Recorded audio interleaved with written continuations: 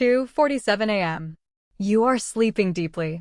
Then suddenly, your calf tightens as if an invisible hand is twisting it from the inside. You sit up instantly. You cannot straighten your leg. You cannot stay still. And for the next few seconds, the pain takes over your entire attention. The strange part is that you did not go running yesterday. You did not lift anything heavy. You may have spent most of the day sitting down. So why is a muscle that barely worked behaving as if it just finished a race? Many people immediately blame dehydration, low potassium, or low magnesium. But nighttime leg cramps are not simply a warning light that says your body has run out of minerals. In many cases, the real cause may involve the way your nerves control your muscles, the position of your feet while you sleep, hidden muscle fatigue, medication, or an underlying health condition. Experts still have not found one single cause that explains every case. And if your legs keep waking you at nearly the same time every night, subscribe to the channel. Because in this video, we are not only going to stop the pain, we are going to trace the signal that started it. Have you ever been woken up by a leg cramp? Type just one word in the comments, yes or no. The most common assumption is this: if you get a cramp, your body must be missing a mineral. So people drink more water, eat bananas, or start taking magnesium. Sometimes that can help, especially when someone is truly dehydrated or has lost electrolytes. But unexplained nighttime leg cramps usually cannot be explained by one low mineral level alone. Imagine that your muscle is an automatic door. The motor nerve is the person pressing the close button. The inhibitory signals are the safety sensors that stop the door from crushing anything. When the system is balanced, the muscle contracts and then relaxes. But if the close button is pressed again and again while the safety sensor reacts too slowly, the door gets stuck. A cramp can be understood as the biological version of that failure. When a motor nerve fires, thousands of muscle fibers shorten. Normally, sensors in the muscle and tendon tell the nervous system when to reduce the force. But when the muscle is tired, held in a shortened position, or controlled by an overly excitable nerve, the contract signal can overpower the relaxed signal. And here is one detail that is easy to miss. While you sleep, your feet may point downward. A heavy blanket can push them even farther in that direction. This shortens the calf muscle. A shortened muscle is like a spring that is already compressed. It may need only one small signal to lock into a painful contraction. That is also why I did not exercise does not mean your muscles were under no stress. Sitting for hours keeps the muscles from changing length very often. Standing for long periods forces them to keep stabilizing your body. Even an inactive day can leave the muscles and reflexes less flexible. Nighttime leg cramps are not limited to athletes. Older adults, pregnant people, and people taking certain medications may experience them more often. That explains why two people can have similar activity levels, while only one keeps waking up with cramps. Before we go further, which cause seems more likely to you? If you think it is mainly a mineral problem, type 1. If you think it is mainly a nerve and muscle problem, type 2. To understand a cramp, we need to travel to a level smaller than the width of a human hair. The command to contract begins as an electrical signal moving along a motor nerve. Where the nerve meets the muscle, that electrical message becomes a chemical message. That message opens gates inside the muscle cell and releases calcium. Calcium is like a key that starts the engine. Once the key turns, proteins inside the muscle begin grabbing and pulling past one another. Imagine millions of tiny hands pulling the same rope in the same direction. The entire muscle fiber becomes shorter. The calf becomes hard. For the muscle to relax, the cell must pump calcium back into storage and release those internal connections. That process requires energy. It also requires the nerve signal to calm down. If the contraction signal keeps firing, the muscle never gets a proper break. It is like pressing the accelerator while trying to stop the car with the handbrake. During a real cramp, many motor units may fire rapidly and at the same time. The result is not a small twitch. It is a solid block of muscle that becomes hard, painful, and difficult to control. The cramp may last only a few seconds, or it may continue for several minutes. Afterward, the muscle can remain sore for a while. This is why pulling your toes toward your knee often helps. You are lengthening the muscle that has become locked in a shortened position. Stretching activates mechanical sensors in the muscle and tendon. It also forces the muscle fibers to slowly move out of the contracted state. When the cramp affects your calf, straighten your knee if possible. Then slowly pull your toes toward you. You can also stand facing a wall. Place the affected leg behind you. Keep the heel on the floor and lean forward gently. Do not jerk the leg. Do not force the stretch until you feel sharp pain. The goal is to lengthen the muscle in a controlled way. Gentle massage may also help the muscle relax. Heat can reduce the feeling of tightness. Cold may help with the soreness that remains after the cramp. Pain medicine usually does not act quickly enough to stop the cramp itself, because the cramp may end before the medicine starts working. So what role do water and electrolytes actually play? Sodium, potassium, calcium, and magnesium help maintain electrical activity in cells. They also support nerve signals and muscle contraction. Think of them as the technical crew keeping the voltage stable inside a factory.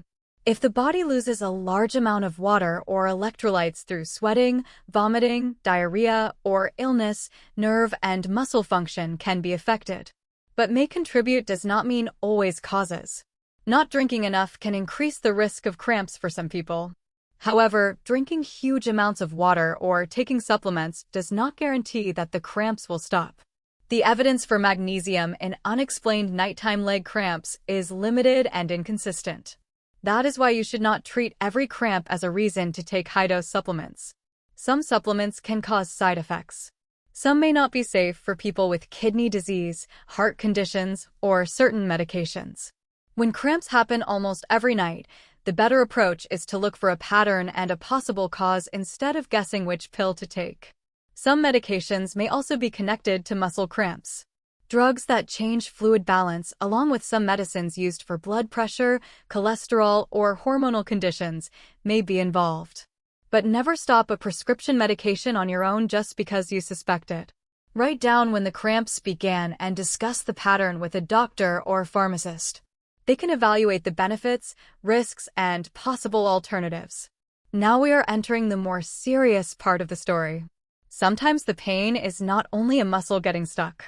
Sometimes the signal may come from a nerve, the blood supply, or an underlying condition. Subscribe before we open that door, because the next section may help you separate an ordinary cramp from a symptom that deserves medical attention. Nerves are the wiring system of the body. If part of that wiring becomes irritated or damaged, the muscle at the end of the line may receive the wrong message. Peripheral nerve problems, nerve compression, and some neurological conditions may cause pain together with numbness, tingling, or weakness. Those symptoms are different from a simple cramp. Blood flow also matters. Muscles need oxygen-rich blood the way a city needs supply trucks. When an artery becomes narrow, leg pain may appear during walking or exercise and improve with rest. That is not exactly the same as a nighttime cramp. But many people describe both sensations using the same words. That is why a doctor needs to know exactly when the pain starts and what makes it stop. Leg cramps have also been linked with pregnancy, dialysis, and certain metabolic or neurological conditions. That does not mean everyone with cramps has a serious illness. It means that frequency, other symptoms, medications, and medical history can completely change the explanation. Another common mistake is calling every uncomfortable nighttime leg sensation a cramp. Restless leg syndrome usually creates an urge to move the legs, often with unpleasant sensations, but not necessarily a hard, painful muscle contraction. A blood clot may cause pain and swelling in one leg rather than a short contraction that disappears by itself. Where do your cramps usually happen? Type 1 if they mainly affect one leg. Type 2 if they affect both legs. That simple detail can be useful when you describe the problem to a doctor. Now imagine that the cramp does not happen once. It returns almost every night. Your body may not be in immediate danger, but repeated interruptions can break your sleep into pieces. You may feel tired the next day. You may struggle to focus. You may even begin to worry when bedtime approaches. Repetition can turn a short burst of pain into a real quality of life problem. If the cramps often last longer than 10 minutes, happen very frequently, or keep disturbing your sleep, do not simply continue suffering through them. It is reasonable to speak with a healthcare professional. You should seek urgent medical help if one leg suddenly becomes swollen, red, warm, or unusually painful. This is especially important if you also experience shortness of breath, chest pain, dizziness, or coughing up blood. Those symptoms should not be treated as an ordinary cramp. They may point to a blood clot or a heart and lung emergency. A foot that suddenly becomes cold, pale, or discolored also needs attention. So does new numbness, weakness, or difficulty standing. A cramp is an involuntary muscle contraction. A sudden loss of strength or sensation suggests that a different system may be involved. The danger can also come from the way people react. Some stop taking prescribed medication. Others take excessive supplements. Some stretch the muscle as hard as possible. A safer response is to write down your medications, when you take them, when the cramp started, and what changed around that time. Then share that information with a qualified healthcare professional. For 1 or 2 weeks, keep a simple symptom diary. Write down what time the cramp happened. Record whether it affected your calf, foot, or thigh. Note how long it lasted. Write whether it happened in one leg or both. Include whether you sat for hours, stood for a long time, exercised, sweated heavily, or took any medication that day. Most importantly, record any swelling, numbness, weakness, or skin color changes. A doctor may check the blood flow in your legs, muscle strength, reflexes, sensation, medication history, and existing medical conditions. Blood tests are not always necessary, but they may be considered when the symptoms suggest a problem involving electrolytes, kidney function, thyroid function, blood sugar, or another condition. The goal is not to test everything. The goal is to follow the right clues. For harmless or unexplained cramps, prevention often begins with basic habits. Drink enough fluids for your body's needs. Move regularly instead of staying in one position for hours. Increase exercise gradually. Stretch gently before going to bed. A few minutes of easy walking or light cycling in the evening may help some people. Keep the blanket loose enough that it does not force your toes downward. When you stretch, move slowly and evenly. Place the leg you want to stretch behind you. Keep the heel on the floor. Point the foot forward. Then lean toward the wall. You should feel tension, not sharp pain. Stop if the movement causes pain, numbness, or dizziness. One shortcut should also be avoided. Quinine was once used for leg cramps, but it is not recommended as a routine treatment because it can cause serious side effects. Medication should be considered by a doctor based on the cause and the individual situation. The most surprising part is that the pain may not truly begin where you feel it. The calf is the stage. But the script may be written by the spinal cord, the nerves, the position of the foot, the condition of the muscle, medication, or the chemical environment surrounding the cells. The body is not a collection of separate parts. It is more like an orchestra. The muscles are the instruments. The nerves are the signal cables. The brain and spinal cord are the conductor. A cramp happens when one group of instruments suddenly plays too loudly and fails to hear the command to stop. Even when you are lying completely still, your body is not switched off. It is still controlling temperature, blood pressure, breathing, circulation, and the tension inside each muscle. Sleep is not silence. It is a massive night shift happening without your awareness. And here is the final twist. A leg cramp does not always carry one simple message. It is more like an alarm that can be triggered from several different rooms. The smartest response is not to guess which room is on fire. It is to notice when the alarm rings, how often it returns, and what other warning signs appear with it. If this changes the way you think about the usual advice to just eat a banana, subscribe to the channel. Every small signal from the body has a story. But we need to read that story through evidence, not fear. When a cramp begins, gently stretch the affected muscle. When the cramps keep returning, track the time, location, duration, and other symptoms.